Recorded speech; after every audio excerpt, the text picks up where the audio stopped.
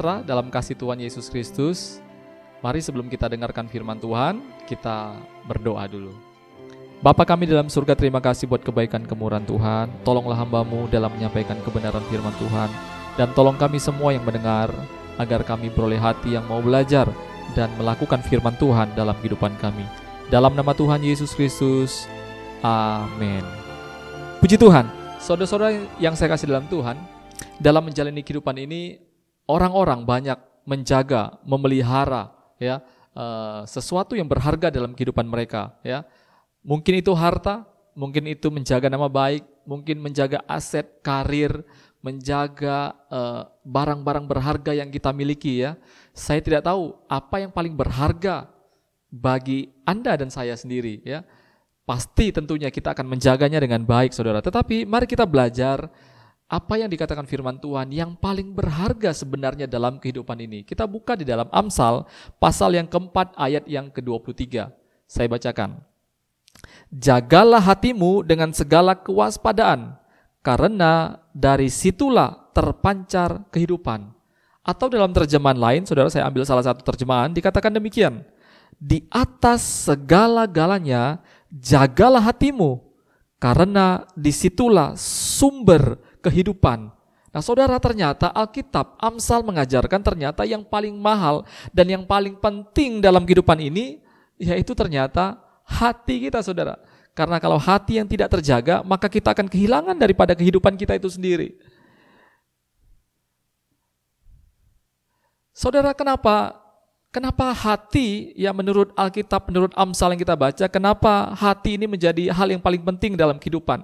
Kata kehidupan di dalam Amsal pasal 4 ayat 23 itu, ya diambil dari sebuah kata cahaya, ya atau kata dasarnya hai, ya, itu artinya adalah kekuatan untuk bertahan dalam kehidupan, atau kesehatan, atau kesejahteraan, atau kehidupan setelah kematian. Maksudnya adalah kita hidup yang sudah bebas ya, sudah dimenangkan oleh Kristus dan hidup di dalam Kristus. Saudara, jadi kekuatan untuk bertahan, kesehatan, kesejahteraan dan kehidupan yang sudah menjadi baru, itulah arti daripada kehidupan. Sehingga orang-orang yang menjaga hatinya, mereka akan menikmati kehidupan yang model yang demikian, saudara-saudara. Saudara, yang saya kasih dalam Tuhan, bukannya banyak orang yang masalah-masalah hari-hari ini, bukannya banyak orang yang tidak bertahan dalam masalah-masalah yang sedang mereka hadapi. Banyak hari ini orang-orang yang sedang bermasalah dengan kesehatan mereka, bukan? Sehingga bisnis kesehatan itu menjadi salah satu bisnis yang cukup prioritas hari-hari ini ya. Asuransi kesehatan dan lain-lain sebagainya cukup menjadi bisnis yang luar biasa sehari-hari ini. Kita juga melihat masalah-masalah hari ini, banyak orang yang kehilangan damai sejahtera dalam kehidupan. Karena itu banyak orang akan berpikir, mendingan saya damai data sukacita daripada saya harus bekerja dengan tuntutan yang tinggi atau begini dan begini, mendingan saya terima itu damai sejahtera dan sukacita. Berapa banyak orang yang rindukan hal-hal yang demikian, saudara. Ada juga orang-orang yang mungkin religius ya, ingin hidupnya berdampak bagi orang lain, saudara-saudara. Maka jika Anda memiliki masalah-masalah yang seperti ini, Alkitab mengajarkan, kalau ini menjadi permasalahan Anda dan saya, maka kuncinya adalah jaga hati kita, saudara. Saudara-saudara yang saya kasih dalam Tuhan, kenapa? Mari kita baca kembali Amsal pasal 4 ayat 23. Jagalah hatimu dengan segala kewaspadaan, karena dari situlah terpancar kehidupan. Saudara, kalau ingin menikmati kehidupan seperti yang saya bilang tadi, maka yang paling penting adalah jagalah hati. Jaga ini dari satu kata Ibrani yaitu natsar ya, yang artinya adalah penjaga, seperti seorang satpam. Saudara, Anda harus menjaga ya, Anda harus menjadi guard ya, menjadi penjaga, menjadi satpam atas hati Anda. Atau kata kedua di sini, natsar ini juga artinya mengawasi atau melihat, mengobservasi. Jadi Alkitab mengajarkan supaya Anda bisa menikmati kehidupan, maka Anda perlu menjaga hati Anda, menjaga, mengawasi hati Anda, melihat, mengobservasi hati Anda, saudara. Apa yang perlu kita jaga, apa yang perlu kita observasi, apa yang perlu kita lihat. Di sini kata hati itu diambil dari sebuah kata Ibrani leb ya, yang artinya adalah hati, pikiran, kehendak, perasaan. Jadi kalau Anda ingin menikmati kehidupan yang sehat, kehidupan yang sejahtera, kehidupan yang bertahan dalam kehidupan yang memiliki dampak kehidupan, maka saudara-saudara jagalah, observasilah, lihatlah hati Anda, yaitu apa? Pikiran Anda, kehendak Anda, perasaan Anda itu dilihat, dijaga.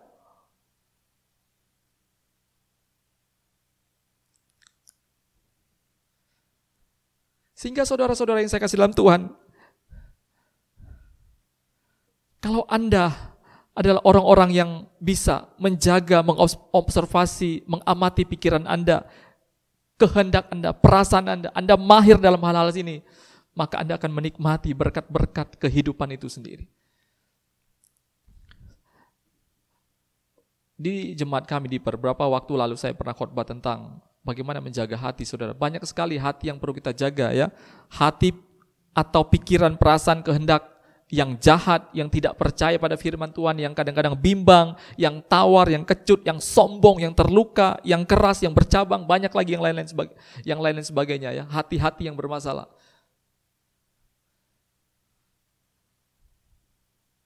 Saudara yang saya kasih dalam Tuhan, mari kita lihat beberapa contoh di dalam Alkitab. Yang pertama, kita melihat Daud. Kita lihat di dalam 1 Samuel pasal 16 ayat yang ke-7 bagian B. Saya bacakan firman Tuhan. Bukan yang dilihat manusia, yang dilihat Allah.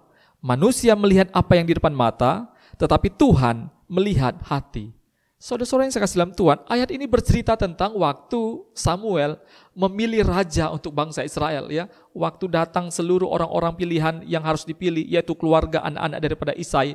Daud tidak masuk hitungan, saudara-saudara. Saudara bisa bayangkan, ya, semua yang ditunjukkan kepada Samuel tidak ada satupun yang cocok di mata Allah. Kelihatannya cocok di mata Samuel, kelihatannya cocok di mata Isai, kelihatannya cocok di mata saudara-saudaranya. Tapi bagi Tuhan, Tuhan bilang, bukan yang dilihat manusia, yang dilihat Allah. Manusia melihat apa yang di depan mata, tetapi Tuhan melihat hati manusia itu sendiri. Nah, menjadi pertanyaan kita, ada apa dengan hatinya Daud? Ada apa dengan hatinya Daud? Kenapa Tuhan sampai bisa melihat kedalaman hatinya Daud? Ada apa? Kenapa Tuhan memilih Daud? Ada apa dengan hatinya Daud? Saudara, saya tidak panjangkan terlalu jauh cerita Daud. Kita sudah sama tahu, saudara. Kita pernah tahu cerita tentang Daud. Waktu keluarganya sepakat, saudara, anak bapaknya memilih, ya, ketika Samuel minta tunjukkan keluargamu, mereka sepakat keluarkan anak-anak yang terhebat dari abang-abangnya sampai yang terakhir dikeluarkan. Tapi mereka sepakat satu hal, Daud tidak diikut sertakan. Di mana? Dia jaga kambing, dia jaga domba, ayahnya itu sendiri, saudara. Saudara, Anda bisa bayangkan sebagai anak merasakan pengalaman yang demikian. Sakitnya tuh di mana, saudara? Anda tidak diperhitungkan dalam keluarga. Tapi Daud, saudara, hatinya, saudara, kalau baca kitab Mazmur, dia mengatakan bahwa meskipun bapakku dan ibuku meninggalkan aku, namun Tuhan tidak tinggalkan aku. Dia jaga hatinya, saudara. Dia jaga hatinya. Tidak cukup demikian, saudara. Di mata pandangan Nabi Samuel, ya, Samuel melihat sepertinya abang-abangnya ini yang hebat, tapi Tuhan bilang bukan mereka tapi Daud. Ya.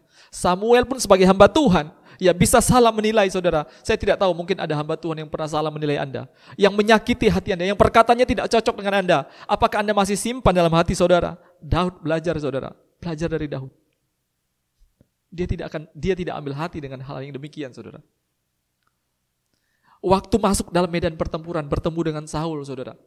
Kita lihat, kita pernah tahu cerita ini. Dia dianggap remeh oleh para pimpinan, para bosnya, atau raja itu sendiri, yaitu Saul, ya. Mana mungkin emangnya engkau bisa lawan Goliat yang besar itu? Daud, saudara, lihat hatinya, dia bilang, seperti Allahku menyertai aku, mencabik-cabik harimau yang coba-coba menerkam hewan peliharaan bapakku, domba-domba itu. Demikian juga Allah akan membela aku melawan Goliat, saudara. Hatinya tidak kecewa. Saya tidak tahu, Anda mungkin pernah dilecehkan, pernah tidak dipercaya dalam pimpinan, dalam pekerjaan Anda, ya. Anda mungkin orang yang baru masuk dalam pekerjaan, Anda baru memulai sebuah bisnis, Anda tidak dianggap dan lain sebagainya. Bagaimana Anda menjaga hati Anda, saudara? Tidak cukup oleh itu, saudara. Musuhnya Goliat sendiri, saudara, menertawakan, ini Anjingkah aku, kata Goliat, engkau datang padaku, engkau yang kecil kemerah-merahan seperti ini, engkau yang begini melawan aku. Daud pun saudara dilecehkan oleh musuh, dia cuma jawab sesuai dengan firman Tuhan. Aku datang dengan membawa nama Tuhan, Allah Israel itu sendiri. Saudara lihat tekanan-tekanan yang dihadapi oleh Daud. Dia menjaga hatinya, pikiran, perasaan, kehendaknya disesuaikan dengan firman Tuhan. Anda lihat kehidupan Daud selanjutnya. Saul sendiri saudara menyakiti Daud. Anda kalau baca ceritanya bagaimana Saul menyakiti Daud. Berapa kali Daud dapat kesempatan untuk membunuh Saul. Daud tidak lakukan. Daud tetap menjaga hatinya saudara. Dalam memimpin sebuah bangsa, Anda lihat berapa kali masalah-masalah yang terjadi. Dia tetap menjaga hatinya. Kitab Mazmur saudara bisa baca bagaimana ungkapan-ungkapannya kepada Allahnya sendiri. Anaknya sendiri mengkodetanya sendiri. Saudara, apa yang terjadi? Dia juga tetap menjaga hatinya saudara.